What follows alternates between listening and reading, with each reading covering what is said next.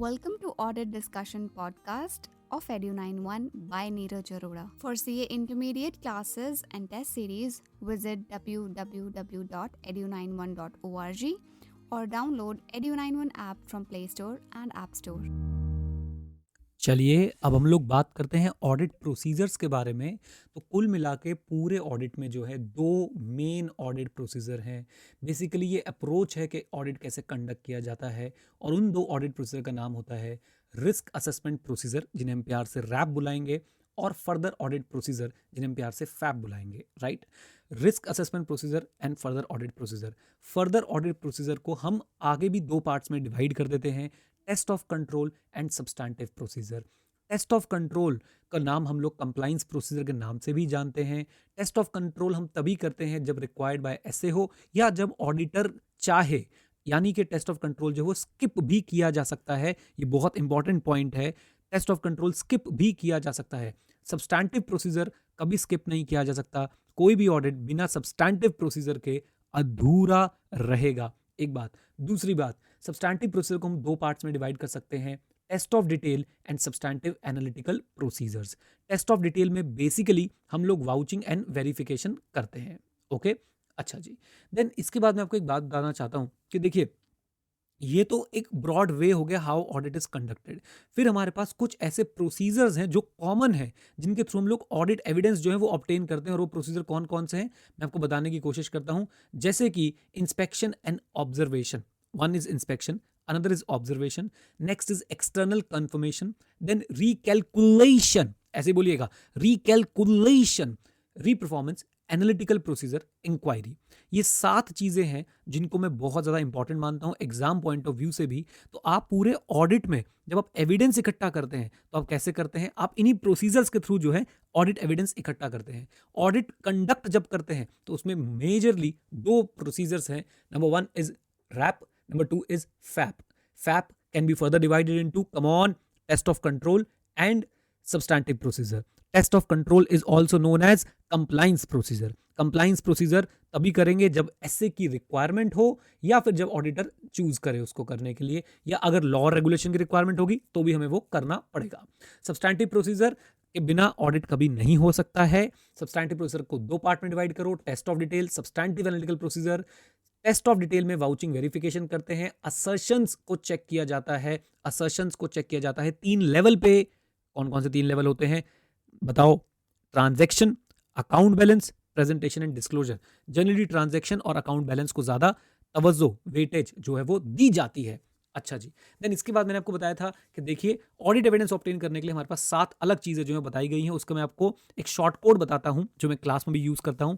AEIOU री-परफॉर्म, AEIOU री-परफॉर्म, और ये सब करने के बाद कंफर्म एक्सटर्नली।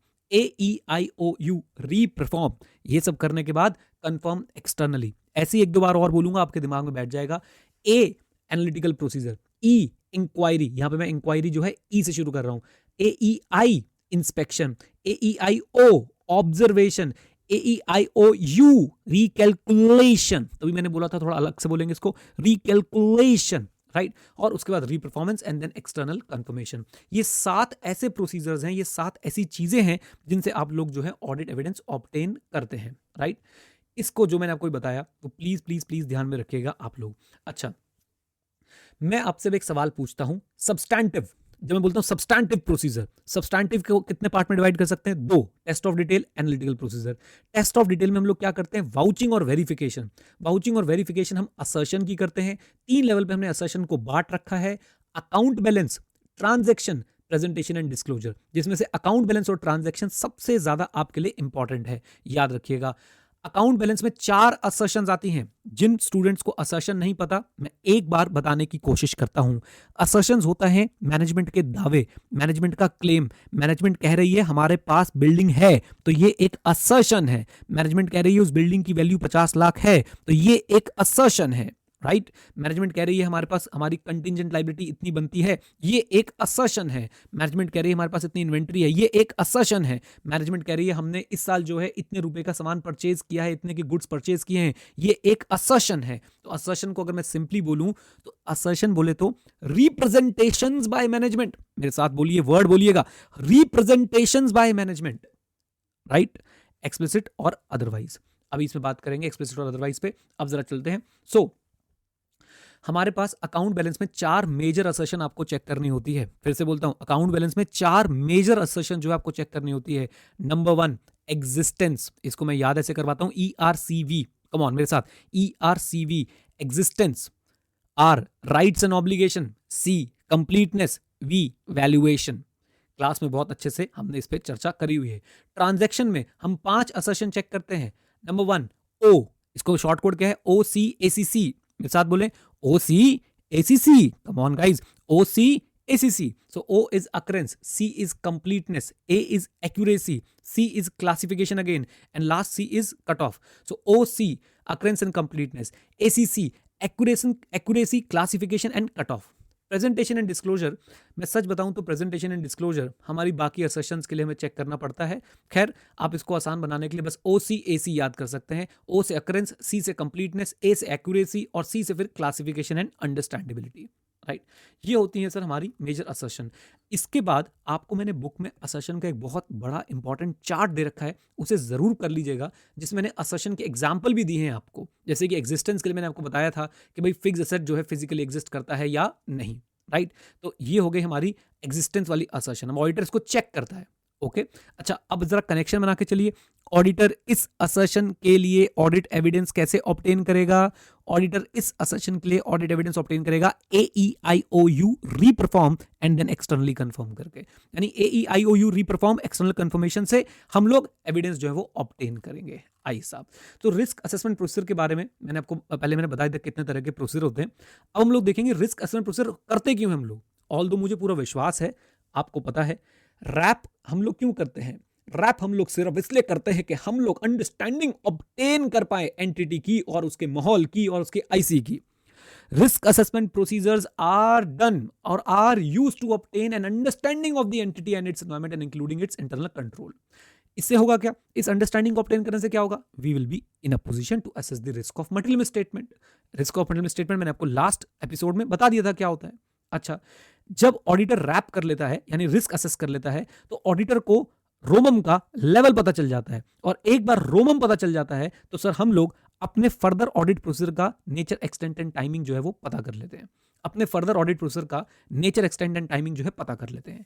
बहुत सारे स्टूडेंट्स को एक डाउट आता है कि सर जब हमने रैप में आईसी को समझ लिया तो फिर हम फैप में टेस्ट ऑफ कंट्रोल क्यों करते हैं। बेटा, रैप में आईसी को समझा है, फैप में आईसी को खो देंगे। ओके, अच्छा, now once the ROMM is assessed, एक बार रोम सर असेस हो गया, हम लोग nature, extent and timing of FAP जो है वो डिसाइड कर सकते हैं। यानी कि nature, extent, timing, nature compliance ज्यादा करें, सब्सटैंटिव ज्यादा करें, एक्सटेंट सैंपल साइज कैसा रहेगा, टाइमिंग इंटरिम पीरियड में चेक करें या फिर सर हम लोग ईयर एंड में जाके चेक करें, इंटरिम पीरियड में चेक करें या फिर हम लोग सर ईयर एंड के साथ ज्यादा ट्रांजेक्शन उठाने की कोशिश करें, राइट। एक बहुत इंपॉर्टेंट लाइन बोल रहा हूं, कान खोल लो और सुन लो। RAP alone can not provide sufficient and appropriate audit evidence for your audit opinion. Please, auditor सिर्फ रैप करके नहीं बोल सकता हो गया। ऑडिटर सिर्फ रैप करके बात नहीं बोल सकता।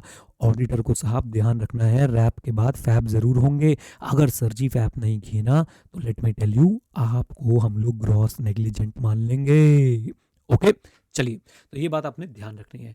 अच्छा जी, then going further, further audit procedure के बारे में और कुछ बात करते हैं। तो फर्दर ऑडिट प्रोसेस में सबसे पहले कंप्लाइंस में we test the internal control, we check, we actually decide whether to rely on them और नॉट। ओके, अच्छा जी, हम क्या करेंगे, देखिए हम इंटरनल कंट्रोल की टेस्टिंग के लिए सबसे पहले उसका डिजाइन चेक करते हैं कि सेग्रीगेशन ऑफ ड्यूटी प्रॉपर है या नहीं, अप्रूवल्स का कुछ पॉलिसी बनी हुई है नहीं, रिकंसिलेशन की कोई पॉलिसी है या नहीं। अगर सर ऐसा कुछ है ही नहीं जी, हमने फिर चेक ही नहीं करना इसको। अगर है तो सर एक बार डिजाइन अगर हमें पता चल गया है, फिर उसके बाद हम उसकी ऑपरेशन और कॉन्टिन्यूटी चेक करते हैं। कम ऑन, हम उसकी ऑपरेशन और कॉन्टिन्यूटी जो है वो चेक करते हैं। आई होप ये बात समझ आई। अच्छा जी, देन हम ऐसा क्यों करते हैं, why we check internal control. बाबा अपन लोग इंटरनल कंट्रोल क्यों चेक करते हैं बाबा, बताओ बाबा। तो मेरी बात सुनो, इंटरनल कंट्रोल चेक करने से हमें सब्सटैंटिव प्रोसीजर का नेचर, एक्सटेंट और टाइम पता चल जाता है। हाय अल्लाह मेरे सपनों के राजकुमार, समझ आया कि नहीं आया? इंटरनल कंट्रोल के बाद हम लोग सब्सटैंटिव कितनी डिटेल में करने वाले हैं या नहीं, हम लोग से पता लगा सकते हैं। ओके, सो एक बार हमें इंटरनल कंट्रोल का डिजाइन देखना है, डिजाइन है बढ़िया है, इंटरनल कंट्रोल एग्जिस्ट करता है, तो सर उसकी ऑपरेशन और उसकी कॉन्टिन्यूटी चेक करेंगे। और अगर इंटरनल कंट्रोल आपके एफिशिएंट है तो सर जी इसका डायरेक्ट इंपैक्ट आने वाला है nature, extent and timing of the substantive procedure के ऊपर। ओके, बोलिए। अच्छा जी, चलते हैं अब आगे और देखने की कोशिश करते हैं। सब्सटैंटिव प्रोसीजर मैंने आपको बता ही दिया, auditor sir transaction, account balance और प्रेजेंटेशन एंड डिस्क्लोजर चेक करता है। कैसे करता है? एनालिटिकल प्रोसीजर से करता है, टेस्ट ऑफ डिटेल से करता है, दैट इज वाउचिंग वेरिफिकेशन। अच्छा, असर्शन में एक बात जरा ध्यान से सुनिएगा, बहुत बार स्टूडेंट्स कंफ्यूज होते हैं। असर्शन एक्सप्लिसिट भी हो सकती है और इम्प्लिसिट भी हो सकती है। असर्शन पॉजिटिव भी हो सकती है और नेगेटिव भी हो सकती है। यहाँ पे एक बार एक बच्चे को बहुत जबरदस्त कंफ्यूजन होगी कि नेगेटिव असर्शन का मतलब है गलत। नेगेटिव का मतलब वो क्या सोच रहा है, जैसे कि काजोल का रोल था गुप्त पिक्चर में, नहीं समझ आया। नेगेटिव मतलब नेगेटिव मतलब वो सोच रहा है कि भाई गलत है। नहीं नहीं नहीं, यहाँ नेगेटिव असर्शन का मतलब ये नहीं है गलत है, यहाँ नेगेटिव असर्शन का मतलब है ना। क्या मतलब है? ना। कंपनी लिख के दे रही है हमारे पास बिल्डिंग नहीं है, तो ये एक नेगेटिव असर्शन है। कंपनी लिख कर दे रही है हमारे पास कोई डेट नहीं है, ये एक नेगेटिव असर्शन है। कंपनी की बैलेंस शीट में डेट नजर नहीं आ रहा, ये एक नेगेटिव असर्शन है कि डेट नहीं है। नहीं, नेगेटिव का मतलब बुरा नहीं होता है, एटलीस्ट असर्शन के पॉइंट ऑफ व्यू से। तो बोलते ना ये बंदा बड़ा नेगेटिव है, तो वहां पे आप उसको बोल रहे हो कि सर वो गलत बंदा है। लेकिन जब मैं बोलता हूं कि नेगेटिव असर्शन मतलब ना होने के लिए जब मैनेजमेंट आपको बताती है कि ये चीज हमारे पास नहीं है, वो नेगेटिव असर्शन है, राइट। पॉजिटिव असर्शन, कंपनी बता रही है हमारे पास बिल्डिंग है, पॉजिटिव असर्शन। हमने डेट ले रखा है, पॉजिटिव असर्शन। ओके, अब असर्शन एक्सप्लिसिट भी हो सकती है और इम्प्लिसिट भी हो सकती है। कम ऑन मेरे साथ, एक्सप्लिसिट भी हो सकती है और इम्प्लिसिट भी हो सकती है। एक्सप्लिसिट असर्शन तब यूज करते हैं जब सर अगर हम कोई असर्शन दें, अगर मैनेजमेंट कोई ट्रांजैक्शन बताए और उससे एक इनकम्प्लीट पिक्चर बनेगी, तो सर मैनेजमेंट को एक्सप्लिसिट असर्शन देनी चाहिए। For example, secured loan 4 lakh, secured loan अगर 4 लाख लिखा है तो सर इससे आपको कंप्लीट पिक्चर नहीं दिखाई देती, आपको नहीं पता चल रहा लेंडर कौन है, सिक्योरिटी क्या है, रेट ऑफ इंटरेस्ट एटसेट्रा क्या है, तो यहां पे एक्सप्लिसिट असर्शन की जो है जरूरत पड़ेगी। ओके, बोलिए, याद रखिएगा, एक्सप्लिसिट असर्शन पॉजिटिव भी हो सकती है, नेगेटिव भी हो सकती है। ऐसे ही आपकी इंप्लिसिट असर्शन पॉजिटिव भी हो सकती है और नेगेटिव भी हो सकती है।